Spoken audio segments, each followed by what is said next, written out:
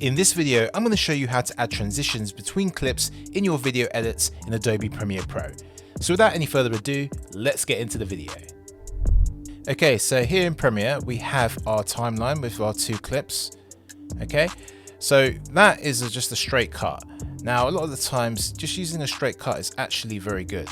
Depending on the story you're trying to tell, you don't always need to do fancy editing or fancy transitions. But just say we want to add something different to this scene. What you can do is just using the cursor, we're just going to right click on the clip, add default transitions, and it's now going to create a little cross dissolve. Okay, so if I play it through, it now dissolves into the next scene. Okay, so that's a very basic transition that you can apply to your edits. Okay, now if you click on the actual cross dissolve itself, if you go up to effects control here, you can change a lot of things about it. So you can change the positioning of the cross dissolve, you can change the length up here, whatever you feel like doing. So you can have a bit more control up here over the cross dissolve, but you can also, if you highlight it here, change the length of the cross dissolve on the actual clip itself or on the timeline itself. Okay, so let's delete that and see what else we can do. If you go to your effects panel, if you can't find it, just go up to the top bar, click on Windows, go to Workspaces, and then you look for effects. Okay, we've got our effects bar here, and if you go down, you see all these folders. And here you've got the video transitions folder. So if I drop down here, you've got various different video effects that you can do. So if we go to the dissolve, we can do a dip to black, for example.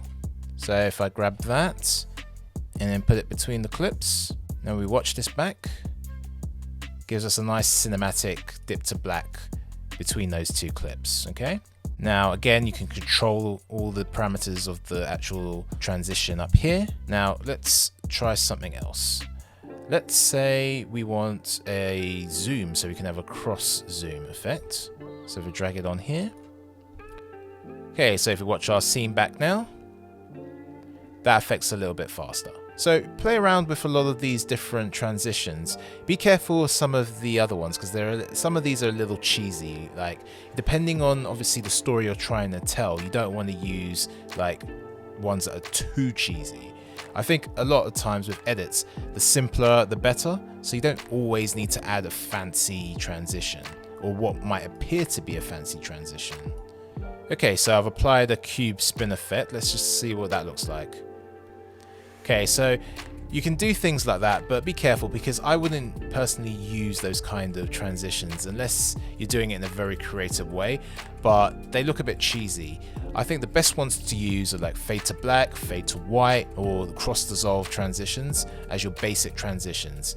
Also, I think it's very good practice just to practice editing the clips without using those transitions, just to get the rhythm of the flow of your story. But again, the cross dissolve, fade to black, fade to white, you can't really go wrong with those transitions. But again, play around in there and have a look at the ones that you like and apply them to your video edits and see how they work with your story.